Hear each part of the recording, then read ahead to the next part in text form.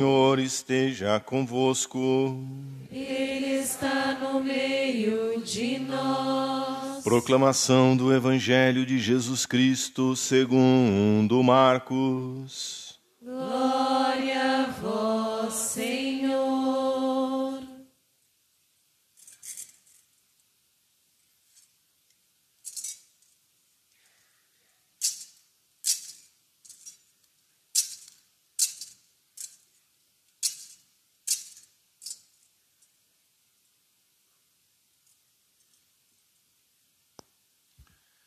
Naquele tempo, Jesus voltou para casa com os discípulos e de novo se reuniu tanta gente que eles nem sequer podiam comer. Quando souberam disso, os parentes de Jesus saíram para agarrá-lo porque diziam que ele estava fora de si. Palavra da salvação. Glória a vós, Senhor.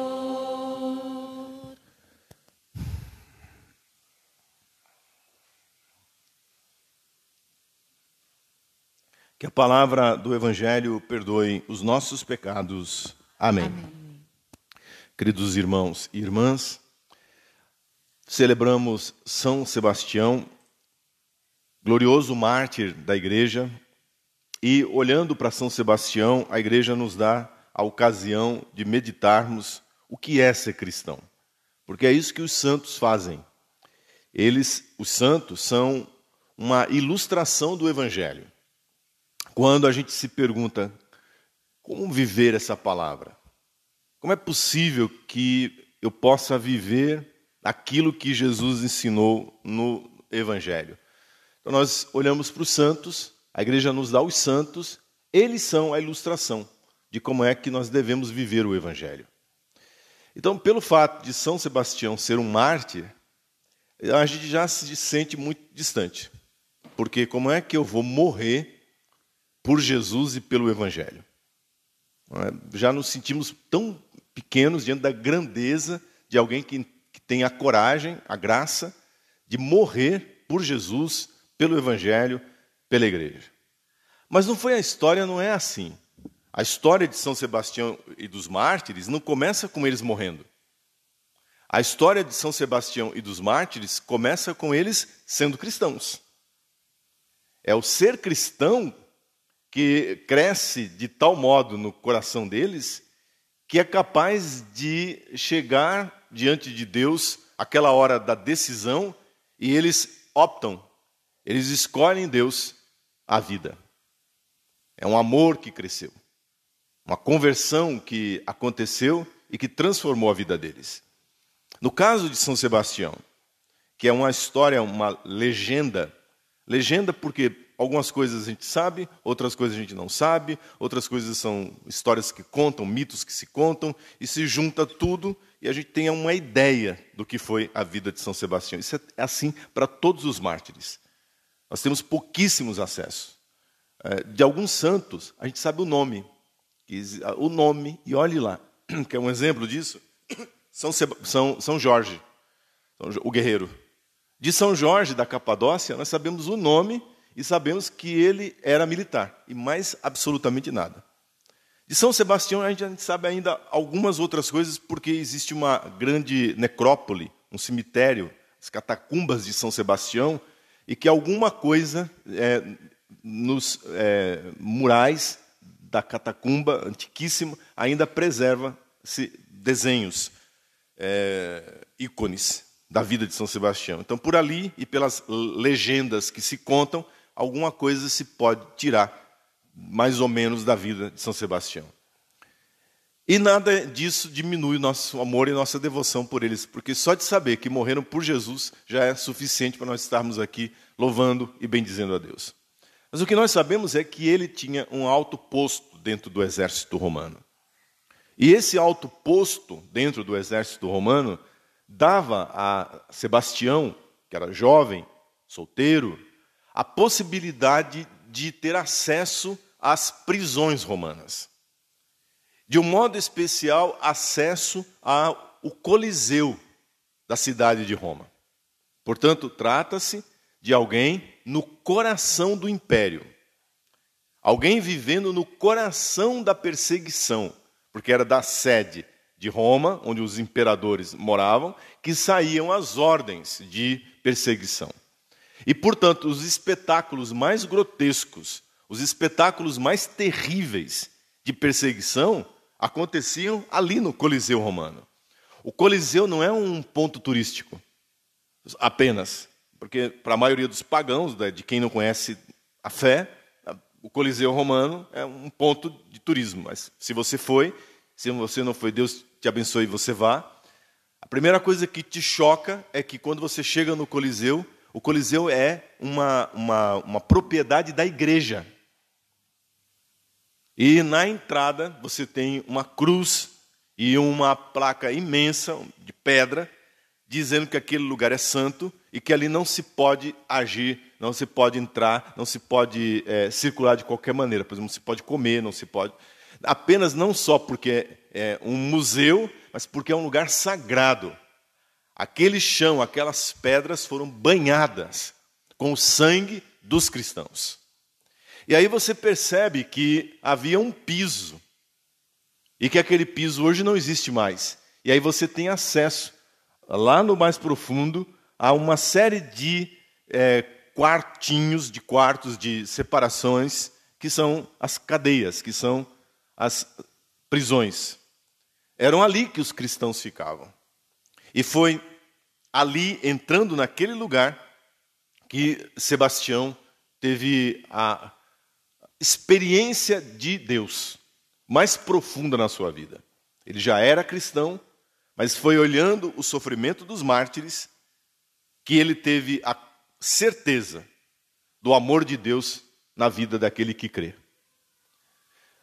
Veja que na primeira leitura que nós ouvimos, nós temos Davi solidário com a morte de Saul e Jonatas. O pai e o filho que tombam em uma campanha de guerra. A dor e o sofrimento do outro, quando eu sou solidário, ela se transforma na minha dor. Esse é o sentido do luto, o sentido mais profundo do luto. Por isso que, se não morreu ninguém da minha família, numa pandemia como essa, da Covid-19, ninguém que eu conhecia, só o fato de eu saber que isso aconteceu, que uma tragédia dessa aconteceu, faz com que eu me una, por amor a essas pessoas, ao sofrimento delas, e faça da dor delas a minha dor. Isso se chama solidariedade, isso é um sentimento cristão. É importante que a gente entenda isso. Isso não existe em nenhuma cultura, em nenhuma religião. Morreu, morreu. Aliás, a gente se livra o mais rápido possível, inclusive do cadáver, queimando, que é para a alma já se soltar e já começar uma outra encarnação. É assim que a maioria dos povos da região do Oriente pensavam. Era assim no zoroatrismo, era assim no hinduísmo, e é assim até hoje na Índia. Há uma ideia de que você pagou o preço, que você cumpriu o seu karma, e agora você, melhor, vai para uma outra vida, para uma outra encarnação. Como para nós cristãos não há outra vida a não ser esta vida, e depois dessa vem a vida verdadeira, que é a vida eterna. Portanto, a vida do ser humano, essa vida, não outra, essa, vale absolutamente. Eu me interesso absolutamente pela dor e pelo sofrimento, pela alegria e pelas vitórias que acontecem na minha vida e na vida do meu irmão. E por isso eu sou solidário com ele. E por isso eu quero estar perto dele. Foi esse sentimento de solidariedade, de compaixão, de sofrer com quem sofre, de entender a dor do outro, que se apossou de um modo profundo o coração de São Sebastião. E aí ele passa a levar o conforto espiritual àquela comunidade, porque era uma verdadeira comunidade, dos prisioneiros no Coliseu Romano. Ele passa a facilitar a entrada de bispos e de padres que iam atender espiritualmente os cristãos que estavam condenados a pena de morte, e esperando a luta, esperando as feras, esperando os gladiadores. Ele facilitava a entrada do viático, da última comunhão, da última Eucaristia. Os padres, de maneira secreta, levavam a Santa Eucaristia, a Santa Comunhão. E aí ele via uma coragem, um destemor que tomava conta da vida daqueles homens e daquelas mulheres, que ele nunca viu na face da terra. Veja, trata-se de um guerreiro, trata-se de um soldado da mais alta patente, da elite do Império Romano. E aí, de repente, ele vê uma senhorinha, ele vê uma mulher grávida, ele vê um jovem de 12 anos, ele vê uma criança, ele vê um homem comum do comércio, compreende, um padeiro, com uma força, com uma coragem que ele nunca viu dentro das fileiras dos soldados romanos. Porque ninguém vai para a batalha, ninguém vai para a guerra, ninguém vai lutar com um urso, com um leopardo, com uma fera, com um leão, com a cabeça erguida e cheia de coragem, e cheio de coragem.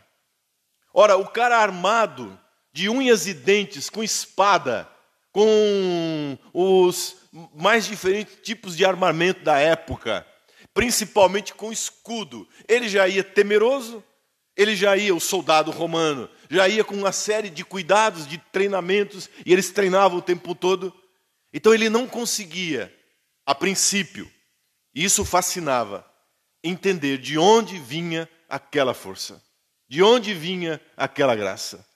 E aí ele vai compreendendo que só Deus, só a graça de Deus, para nos dar força na hora da dor, na hora da doença, na hora da tragédia, na hora da perda de um filho, na hora em que a tua vida cai toda por terra e, do ponto de vista humano, você perdeu tudo. Você perdeu tudo. Só Deus para dar sentido. Quando, humanamente falando, você olha para a sua vida, você olha para um lado e para o outro e falou assim, mas e agora? Dinheiro nenhum vai comprar um único dia da minha história. O amor de ninguém, de nenhuma das pessoas com quem eu convivi, será capaz de aumentar um único segundo da minha vida. Por mais que me amem, por mais que gostem de mim, por mais que rezem, no extremo da nossa vida, sou eu e Deus. É a graça de Deus e eu.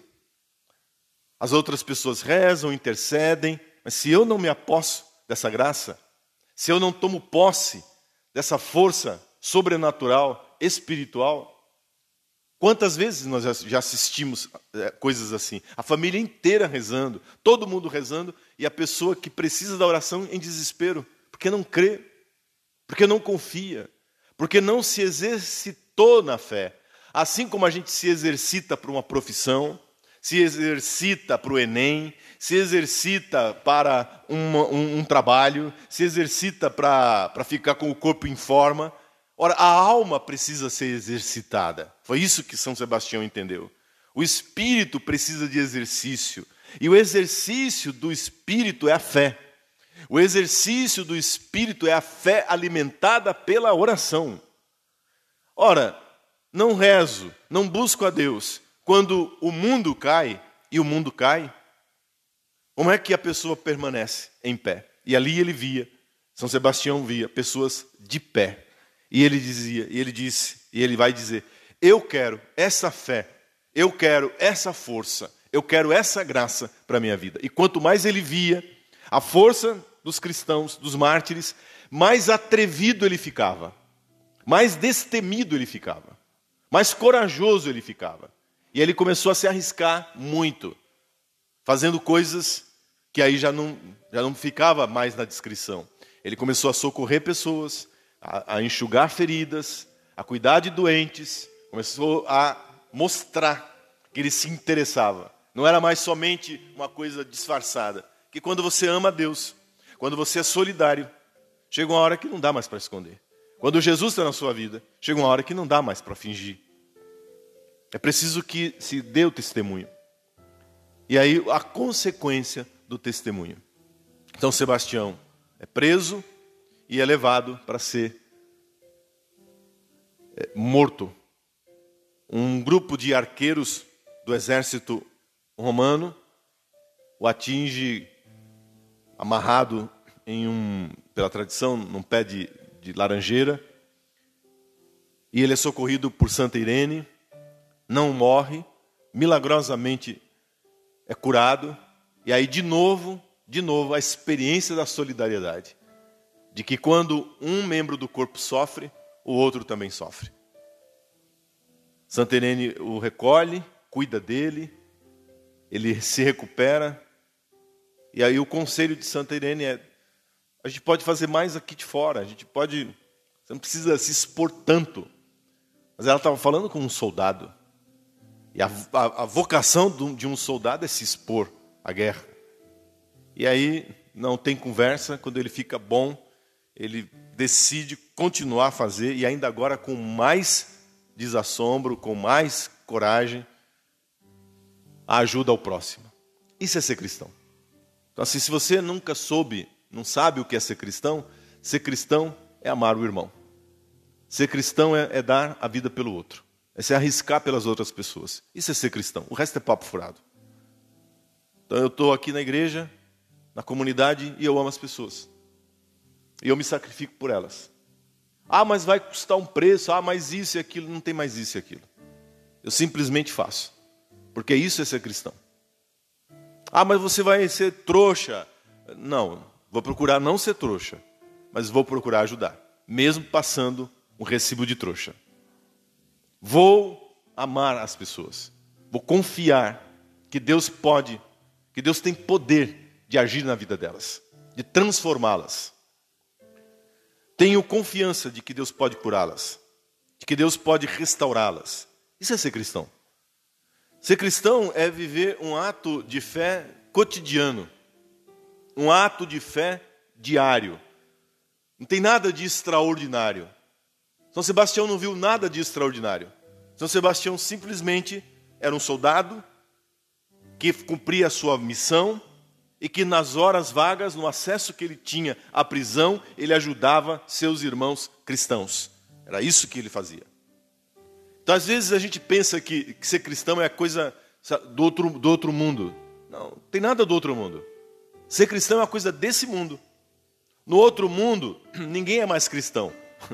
No outro mundo, não tem mais eu sou católico. No outro mundo, não tem mais eu sou dessa profissão, eu sou casado, eu sou solteiro. No outro mundo, nós seremos uma comunhão com Deus. Nós seremos divinizados, cristificados em plenitude. De modo que não haverá mais lugar para fé. No céu ninguém tem fé. No céu ninguém tem esperança. A esperar o quê? Que se eu já tenho a posse? Crer no crer se eu já estou na presença. Fé e esperança desaparecerão na glória do céu. A única coisa que não desaparecerá no céu é a caridade, é o amor. Portanto, é o amor que define o cristão. A fé sem obras é morta. A esperança que não é operativa, que não põe a mão na massa, que não se suja, que não se arrisca, é mentirosa, não é esperança verdadeira. Agora, quando a minha vida se põe a amar os outros, a experimentar aqui na terra o céu. Veja, São Sebastião não precisou ir para o céu para entender o que é o céu. São Sebastião entendia o que era o céu no meio do inferno que era o Coliseu Romano. Porque a gente tem essas coisas, né? A gente é católico dentro da igreja na hora da missa. A gente é católico na hora de rezar o terço. A gente é católico na hora de ver, sei lá, uma série Chosen. Aí eu sou católico. Não, ser católico é você amar e continuar amando a Deus e o irmão no inferno, no meio da sujeira, no meio da porcaria desse mundo. Do mais profundo, do desespero do ser humano. Isso é ser cristão. Entre uma nota fiscal e outra, o contador, ele é cristão. Fazendo bem feito o seu trabalho. Uma pilha de louça para lavar, e a dona de casa lava, e lavando, ela está fazendo aquilo com amor, com dedicação. É pelo irmão, é pela família que ela está fazendo aquilo. E ali ela é cristã, e ali ela é católica. Não, meu irmão, não tem nada de extraordinário. Não tem nada de incrível. Ser cristão é viver o amor no ordinário, no comum, no trivial, no dia a dia. E mais ainda, no meio do inferno, no meio do problema, no meio da tempestade. Foi isso que São Sebastião viveu. São Sebastião nos ensina a sermos cristãos e a não esperar coisas extraordinárias para que aí então eu creia, para que aí então eu... agora sim. Aí o dia que está com uma dor de cabeça, aí eu já não consigo mais ser cristão. Aí já desconto em todo mundo a dor de cabeça. Aí tem um problema, já entro em crise, não quero mais vir à missa, não quero mais ajudar ninguém. Me pagam com ingratidão o que eu fiz. A pessoa para quem eu fiz o bem vira as costas. Aí já não faço mais o bem, já não quero ajudar. Sei lá. Venho aqui na confraria da paixão. E aí tem encrenca, tem confusão, tem problema. Mas onde é que não tem problema? Mas eu pensava que lá no apostolado, aquelas senhoras com a fita vermelha, que ali era um pedaço do céu. Às vezes é um pedaço do inferno também. Porque onde tem gente, tem problema. E aí, queridos irmãos e irmãs, se você for esperar que desça uma nuvem do céu e faça com que tudo seja lindo aqui na terra, você nunca vai ser católico. Você nunca vai experimentar o que é ser cristão. Ser cristão na fila do SUS. Ser cristão, compreende? No meio de uma dor, de um problema que é da sua família, que você nem tem acesso, você nem tem a condição de chegar, porque é uma coisa tão espinhosa, que você sabe o que está acontecendo, e que você não pode se meter, você não tem, sabe? E aí você fica naquela angústia. É essa angústia que te ensina a ser cristão. Há um amor e uma solidariedade que não pode nem ser expressa, você não pode nem dizer que você é solidário, de tão perigoso que é o que está acontecendo. No meio de dívidas, no meio de imposto para pagar, esse Estado brasileiro nesse caos que a gente está assistindo, e aí você diz, mas é aqui? Não pode ser na Suíça, não? Não pode ser, talvez, no Liechtenstein, aqueles paisezinhos pequenininhos, ricos que tem na Europa, né? Até raiva de ver quando passa um documentário. Não, é aqui no Brasil, que esse governo Lula, é aqui nesse Brasil, com imposto em cima de imposto, e agora estão inventando mais um. E assim, no meio do inferno, São Sebastião era santo.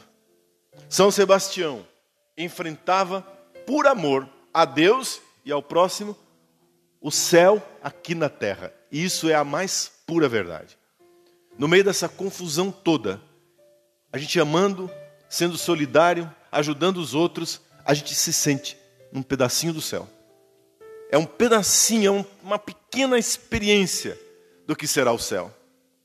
Cada pessoa que sai dessa igreja transformada, tocada pela graça de Deus, cada vez que depois de um dia cansativo atendendo confissões, que ninguém viu, que ninguém sabe, que ninguém se interessa, indo a um hospital e voltando sem que ninguém reconheça, e termina o dia e você diz, puxa vida, valeu a pena. Um pedacinho do céu. Porque o que interessa, no fim, vai ser aquilo que está acontecendo entre eu e Deus, e ninguém sabe. E ninguém sabe. Aliás, ninguém precisa saber. A salvação, meu irmão, por mais que ela seja feita em comunidade, em igreja, e não há salvação que não seja em comunidade, na igreja, de algum modo ela é solidária à igreja, ela também é individual. Então a experiência é sua. A experiência é algo que você faz. Ninguém vai fazer por você. Seu marido não vai fazer, seu filho não vai fazer, seu pai não vai fazer, o padre não vai, o padre é apenas um instrumento. Ou eu faço essa experiência do amor, é do amor, crendo, esperando e amando, ou eu nunca vou entender o que é ser cristão. Por fim, eu trago o exemplo do padre que nós perdemos durante a pandemia, da nossa diocese, Cleiton. E ele foi assim, de um modo muito especial, Um tipo de São Sebastião. Um tipo. Tem vários tipos de São Sebastião. Porque a ordem dada pelo Estado e pela igreja era de nos afastar das pessoas. Nunca eu vi na minha vida uma história dessa. Nunca. Nunca na história da igreja houve uma ordem como essa. Nunca. Em 2000 anos de história da igreja, nunca houve uma ordem como essa. Que nós nos afastássemos do povo. Nunca. Os padres sempre foram os primeiros a morrer. Quando havia uma epidemia, uma convulsão social, uma revolução. Pega a Revolução Francesa, pega a Revolução Espanhola, e você vê a lista dos mártires. São todos sacerdotes e freiras os primeiros a ir para a ponta da baioneta, para a ponta do fuzil. Porque nós nunca fomos autorizados a fugir da dor e do sofrimento. E claro que nós não obedecemos, por óbvio. Convém obedecer a Deus e não aos homens.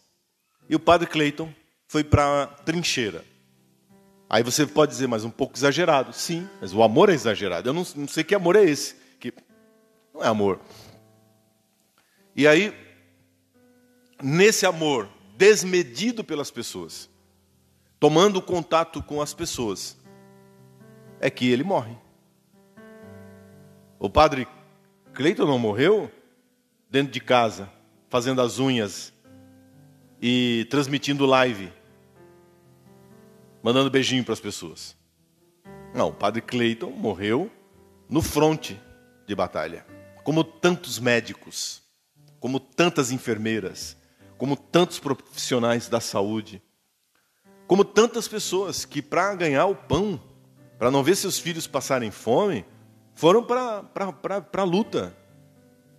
Quem vai se esquecer nunca daquelas cenas em São Paulo, das lojinhas sendo fechadas com maçarico, né? Sendo, como é que chama isso? Lacradas. E depois colocando um documento na porta. Quem não se lembra disso? Quer dizer, num primeiro momento em que não se tinha nada ainda, né, de plano para sustentar essas pessoas. Depois vieram os planos para ajudar quem ficou sem grana, mas naquela época era um desespero, porque a pessoa só tinha aquilo para trazer o pão de cada dia para dentro de casa. O nome disso é amor. Não é ganância. Não é porque é amor ao próximo. Não é temeridade. Você poderia chamar São Sebastião de um temerário que se colocou em risco por uma coisa que não tinha mais o que fazer. Imagina, está todo mundo condenado à morte, vai todo mundo ser comido pelas feras. Para que ficar se expondo ao perigo? É assim que as pessoas fazem. Quem não ama está sempre calculando como é que vai ser o amor dessa pessoa. Os que não são cristãos, os que não amam de verdade, o amor dessas pessoas é calculado. Eles dão amor em conta-gotas. Um pouquinho para você, aqui não, para você não. Sabe assim? É seletivo. Mas quem é cristão de verdade, ama. E simplesmente ama. E não pergunta nada, absolutamente nada. A quem é o alvo do amor. Obrigado, Senhor, porque a epidemia nos deu a ocasião de viver um tempo de solidariedade, de provação, de penitência. Obrigado pela vida de todos aqueles que se doaram por amor ao irmão. Que eles estejam agora contemplando a tua face no céu, porque já experimentaram o céu aqui na terra, fazendo bem aos irmãos. A exemplo de São Sebastião, que a tua igreja nunca seja omissa em se dedicar, em amar, em se oferecer, em se arriscar por aqueles que sofrem. Obrigado, Senhor, porque em toda a tribulação nunca nos faltou a tua graça, o teu amor, que nos sustenta e nos faz corajosos. Assim seja. Amém. Amém. Em nome do